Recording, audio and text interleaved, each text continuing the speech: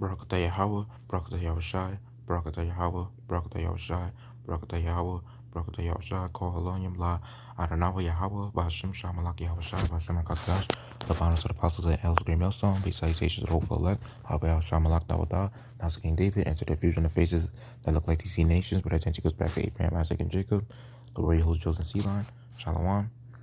Alright, the title of this video is going to be named A Woman Shall Surpass a Man.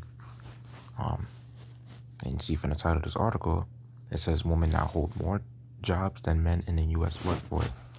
And you'll see, like, for the most part, when you try to search this thing on Google, sometimes you're gonna find searches that try to say, "Oh, men hold more jobs than women," and all this other shit. And they will try to say it the other way around.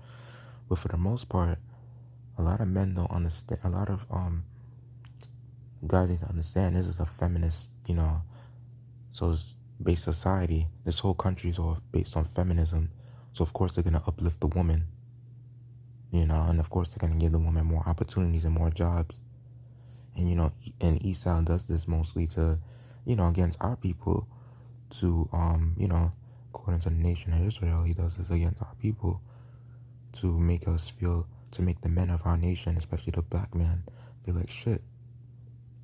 And he does this to make the woman do whatever the hell she please. Liberty to get abroad, as a whore, so that she could be a worker, she could be a boss of the industry and shit like that. The Esau likes that. He likes to give women more opportunities so they don't have to listen to their man. And that's what causes confusion, because women like to lead with their emotions. Of course, they're going to be quicker to temptations than men. So let me go into this article. And it says, buried deep in the U.S. government, the December jobs report was an interesting piece of data. Women hold more jobs than men, occupying 50.04% of positions. According to the U.S. Bureau of Labor Statistics, there are now 109,000 more women working than men. It's believed by experts that this trend will continue and gain more momentum as the number of working women increases while the amount of men in the workforce declines. Mark Zandi, the chief economist of Moody's, said women are now the majority of the workforce, and there's no looking back. Zandi added, women are going to increasingly dominate the labor market. The continued growth in employment for women parallels the economic shift away from so-called traditional male-dominated jobs in sectors such as manufacturing toward a service-based business model. Sectors that employ more women are growing, whereas jobs historically associated with men are in a decline. According to Ariane Hedgewish, Program Director of Employment and Earnings at the Institute for Women's Policy Research, Hedgewish stated the sectors that are growing, like education and healthcare, are predominantly women's employment. The December jobs report confirms this and indicates that education and health services, which are seen as more female-dominated, added 36,000 jobs. Jobs in the mining and manufacturing sectors, viewed primarily as male-oriented industries, lost 21,000 jobs collectively. Women are also highly represented in government service jobs, standing at 58% and holding 56% of positions in financial-related roles. Wow. So a lot of men pretty much lost jobs due to women. That's no surprise if for the men that know this truth. And it says women, however, have also started to occupy jobs that were once considered male-oriented. They comprise about 13.8% of mining and logging jobs, have made inroads into manufacturing, transportation, and other perceived male-related industries. Betsy Stevenson, a professor at the University of Michigan and formerly an advisor to President Barack Obama through the Council of Economic Advisors, said women are going into the types of occupations where jobs are growing more rapidly. So this trend isn't going to reverse. Stevenson emphasizes it really heralds the arrival of women in the labor force. Another interesting statistic is that women earned more degrees than men. For the graduating class of 2016 and 2017, women earned 57.3% of bachelor's degrees, 59.4% of master's degrees, and 53.3% of doctor's degrees. This is highly financially beneficial for women as holding college and advanced degrees closely correlates with higher salaries according to the Pew Research Center. Let me see. Okay. No problem. These are like 2020 articles. And it says there are now more women working in the U.S. than men, and these cultural shifts are part of the reason why. CNBC. And it says, as the U.S. economy continues to see consistent job gains, women are now outnumbering men in the U.S. workforce for the first time since 2010, according to the latest report from Bureau of Labor Statistics. Currently, women make up 50.4% of payroll jobs in the U.S., signaling that women are benefiting more than men from today's tight labor market. That's an accurate, fact. It says one reason Julia Pollock, labor economist at Jobs Market, ZipRecruiter tells CNBC, make it in 2019, female-dominated industries soared while male-dominated industries plummeted. See that? Women dominated industries are going up than men. And there are compassed than men, as the scriptures say. The economy created exactly 10 times as many jobs in the services sector than in goods producing sector in 2019, she explained. So it was a very weak year for male-dominated manufacturers, manufacturing oil and gas industries, and a very strong year for female-dominated industries such as health and care and education. And you see women will most likely work as, in the doctor's office or as nurses, and more in the hospital field, and women will work more in the you'll see them working more in the educational system, and sometimes if it's mostly our women, you'll see, them acting like niggas on the job, especially in the educational system. I had a few teachers sort of say that would kind of act the ghetto growing up, so. And it said, according to the Economic Policy Institute, men make up 77% of employment in construction and manufacturing sectors, while women make up 77% of employment in education and healthcare sectors. When looking at the growth rate of these industries, construction and manufacturing added 356,000 jobs to the economy between 2018 and 2019. Meanwhile, education and healthcare added 603,000 jobs to the economy during the same time period. Economists at the Bureau of Labor Statistics credit the decline of manufacturing jobs to several factors, including trade war, issues with China, and a shift in skills needed, putting more men who had once been qualified enough to work in the industry out of work. Between 2000 and 2017, as employment rates declined in the manufacturing sector, college-educated men saw their annual work hours reduced by 7.4% compared with a 0.7% reduction for college-educated women, BLS reports. Also, with women outnumbering men at all levels of post-secondary education, many male-dominated industries are now starting to see an increase of women entering the field. For instance, women now make up 13.8% of mining and logging jobs, which is up from 12.6% a year ago, reports Bloomberg. And with a tight labor market that includes more employers being hungry for talent, Bullock says many industries are widening their net and creating flexible opportunities that allow women who left the workforce for motherhood to re-enter. You see that? And whenever you have these economic shifts, they also tend to cause cultural shifts too, she adds. So in addition to seeing more women entering the workforce, Bullock says that the latest job reports could also point to more men being willing to stay at home. Yeah, because they're not getting enough hours, I guess. So, and it says, according to the data from Pew Research Center, the number of stay-at-home dads between 1989 and 2016 had almost doubled from 4% to 10%. Meanwhile, the number of stay-at-home moms remained almost unchanged, with a slight decrease from 20% in 1989 to 27% in 2016. We're noticing that it's increasingly becoming cool to be a stay-at-home dad, she says, which is allowing a woman in some cases to go out to work. The, the tight labor market is showing signs of continued opportunity for women, but Locke points out that not everyone is being positively impacted by the economy. Despite how tight the labor market is and how exciting the outcomes are, there are still some disappointing parts, including a stubbornly high number of discouraged workers and long-time unemployed workers, she says. These people being left behind are more likely to be men than women because they have a higher chance of being having been incarcerated and having and a higher chance of being affected by opioid crisis. Wow. So, just to go to a few scriptures, well, just one of them that's infamous is, you know, coming from the title, and you would have known I would have went to Jeremiah 31:22. Had to bring it out first. It's straight forward to the point. How long wilt thou go about, O thou black-sided daughter? For the Lord hath created a new thing in the earth. A woman shall compass a man.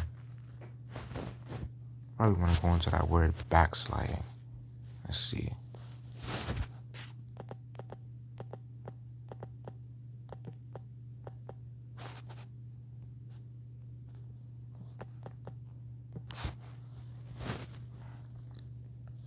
So you see, backsliding is abandoned faith or devotion.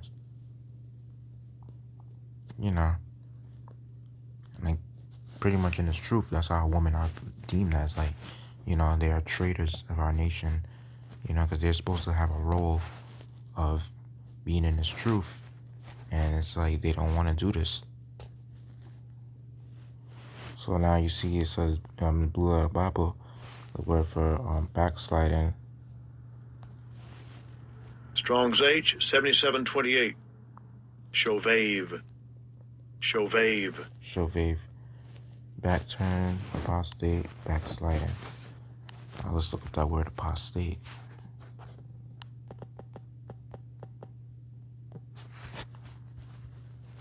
A deserter, runaway. One who forsakes his religion or faith. And that's how women are. You see, rebel. That's how they look. Shows you Jeremiah 31:22. Rebel. That's how these women are. They rebel against this truth. They rebel against their man. They don't want to listen. They don't want to take heed. There's another famous one. Well, it tells you this.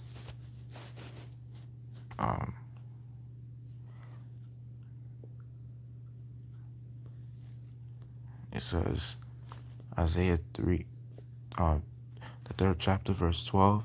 As for my people, children are their oppressors, and women rule over them. O my people, which lead thee, cause thee to err, and destroy the way of thy paths. Yeah, because who's supposed to lead the nation of our people is the men. That's why the Lord gave this truth to men, to lead this, to be leaders. Because for the most part, women are not leaders. They were just meant to be at home cooking and cleaning. Because women lead with their emotions.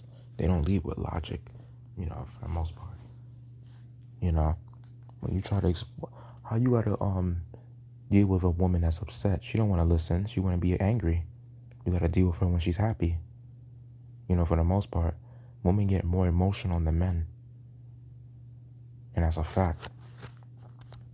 And, you know, and this scripture's a double entendre in a way, because when you see in the word children, in a way you have these rebellious ass children that will kind of be oppressing our people in a way, you know, children of our nation.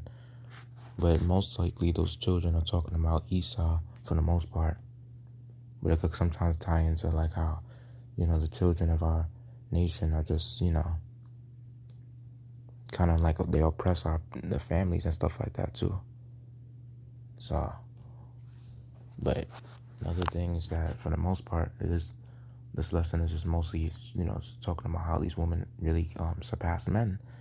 And so they're dealing with Esau right now, ruling over us, you know. And let me bring out just a few more articles. Let me just bring out a few more articles showing you how this thing is like shit. How these women, like, they will also have like what you call it. Another thing that's infamous with these women is that they will have, multiple body counts. You hear them having hundreds, thousands of body counts, like, tens, hundreds to thousands, and they make it famous. Like, look, I bet you do this. My girlfriend has slept with 100 men. You see? Look at that. You're gonna see all these articles, and you see it's just literally different people, and then it gets worse from there. You know, you got some women that claim that they slept with over 1,000 men, and then no, this is just even worse or the worst. This bitch slept with over 10,000 men. I know y'all saw it in one of the other articles because, shit.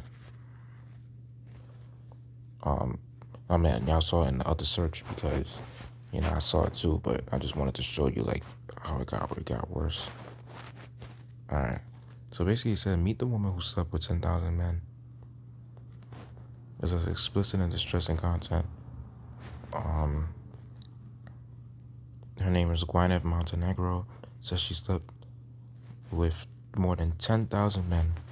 She first stepped into a brothel at age 21, lured by the prospect of earning up to $1,000 for an hour's work. While she doesn't regret her 12 years as a sex worker, Montenegro, 39, says she is glad to be out.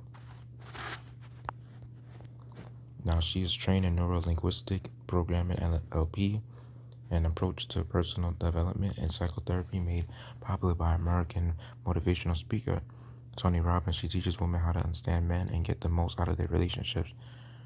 Here she answers the question about the reality of sex work and what men really want. And it says, how did you first get into sex work? She said, I never wanted to get into the sex industry. In the first place, I was 18. I went out to the nightclub and drank spiked, and I got taken away, gang raped by 6 to 8 men. I can't remember exactly how many because I was so out of it. And women are not even supposed to be in no nightclub or in bars. They're supposed to be staying their asses at home. It says it kind of changed my opinion myself. I felt I wasn't worthy anymore, that I wasn't good enough. I came from a Christian family, and I was saving myself for marriage, and then I got raped, so I went the other way. I was very promiscuous. I ended up in the tabletop dancing industry when I was 19. And let's see, one thing about these bitches, one thing you gotta realize is that once they get ran through, they're not the same no more. They completely change. And it says, I felt that I'd already crossed the line when I stripped, so it didn't seem that far off at the time. I thought, oh well, if I didn't like it, I can always walk out after the first shift. Let me just go mostly into. So she would pretty much charge like about 500 to 1,000 an hour, depending on the services. Yeah. So pretty much like this bitch, like she, even though she got raped when she was younger, I mean that was her judgment for going out in a bar when she was young. And they was saying like some other articles, she would be the type of person to like mostly get with she would mostly get with men that have like good jobs and stuff like that, like lawyers and all that other shit. When I looked into the articles before of her, and it says what you call it? She said, "Do you think men have changed over the years?" She said, "I don't want to be so brazen about to blame feminism. However, I think there is a part to play where men do feel emasculated. They don't know how should I open the door. Will I get yelled at? A lot of the time, the grip is dead. They don't know what it is to be a man anymore. They've lost their way That's what I've seen in my clients.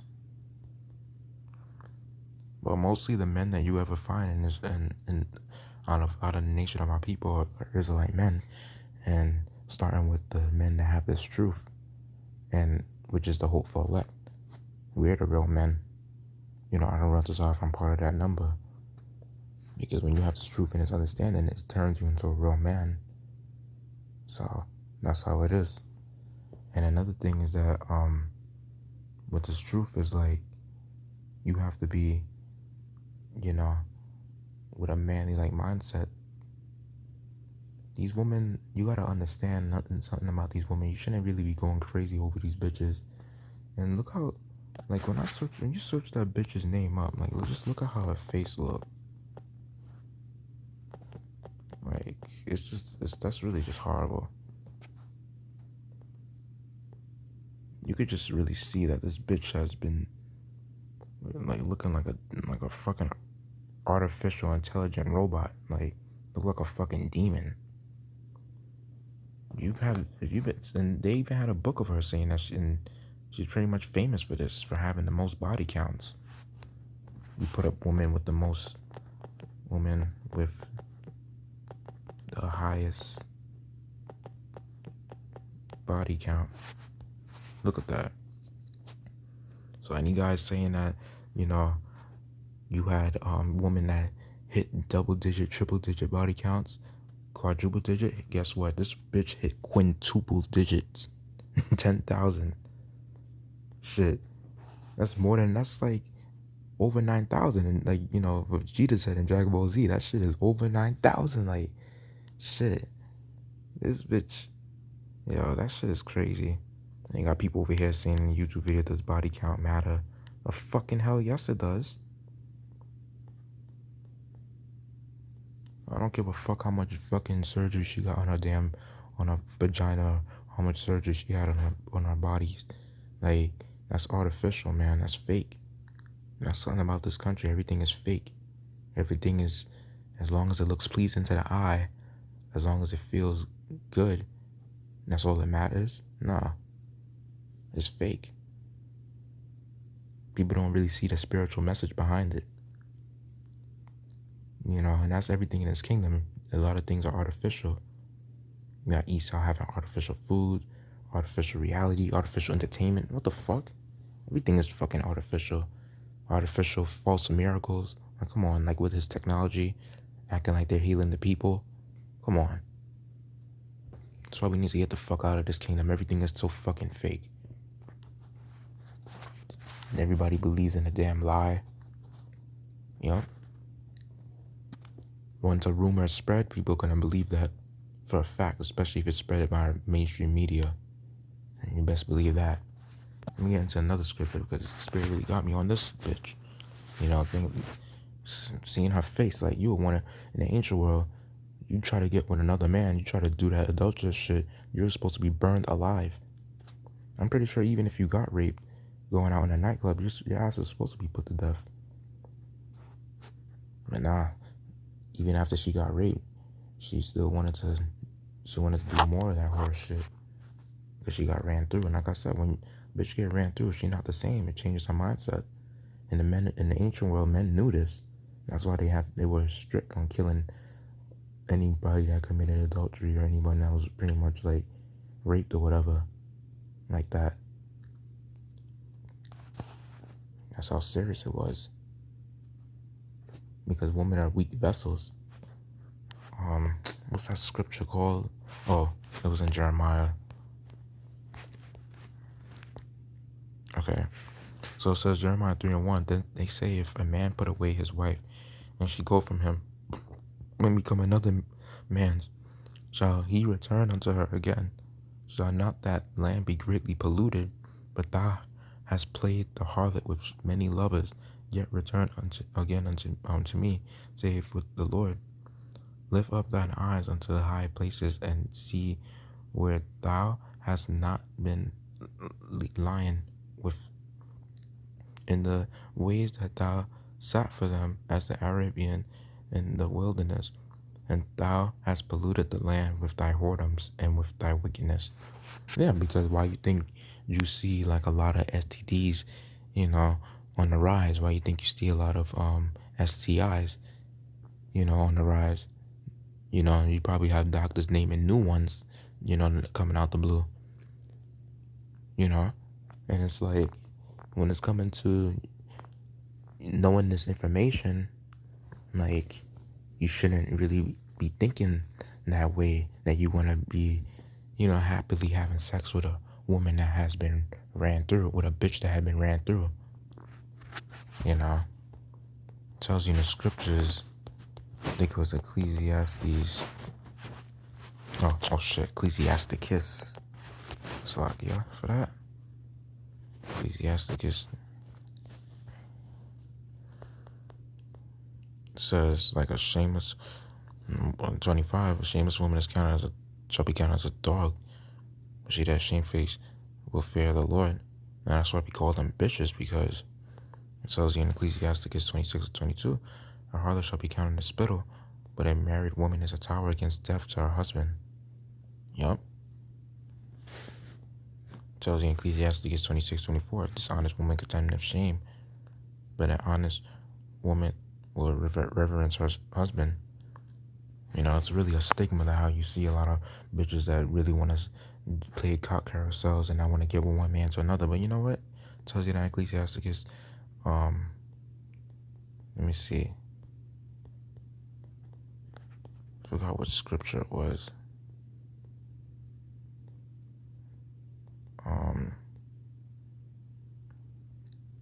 Let me see.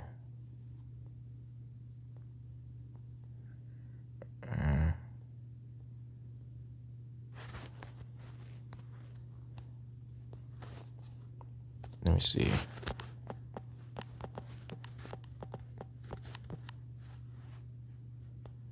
26:12. It says this, like, Ecclesiastes 26:12, she'll open her mouth as a thirsty traveler when he hath found a fountain, and drink of every water near her. By every hedge will she sit down, and open her quiver against every arrow. Well, the thing is that it comes with a price. She'll give away a piece of her body to a man for an hour, and that's like, she would charge, depending on the woman, they would charge different prices on their body for like hours. And I'm not saying that, like, nowadays it's like, like some brothers will say, like, if you fuck a woman, that's on you, just whatever, just wear your condom, whatever. But just don't, just don't take it like it's everything. And I would not put my face down there unless you know for sure that bitch is a virgin, But if she a prostitute or some shit, then, or if she a bitch that had a previous boyfriend, for the most part, I wouldn't want to put my face down there, That's how it is. Because you gotta understand, once a man has sex with a woman, he puts his signature on her, and that mark can never go away. Just like how when you get a tattoo, when you get a tattoo removal, that mark is not gonna go away. You're gonna still see it shaded. That's how it is when a woman commits, when she has sex with a man. That stays in her forever. That's why in the ancient world, why you think adultery was so, was so rare, because anybody that do it will be put to death, and that's how it is in Saudi Arabia, in the Middle East. To a certain extent, those Arabs, they have a, they have a right sense of mind in a way to kill any man that sleep with another man's woman, to kill both of them, to kill the adulterer and adulteress. Well, mostly the adulteress. So, and then you see in the society that how a lot of these women, they, what you call it, is that scripture that goes, let me see. They say, Ecclesiasticus 25 and 25. Give the water no passage, neither a wicked woman liberty to get abroad.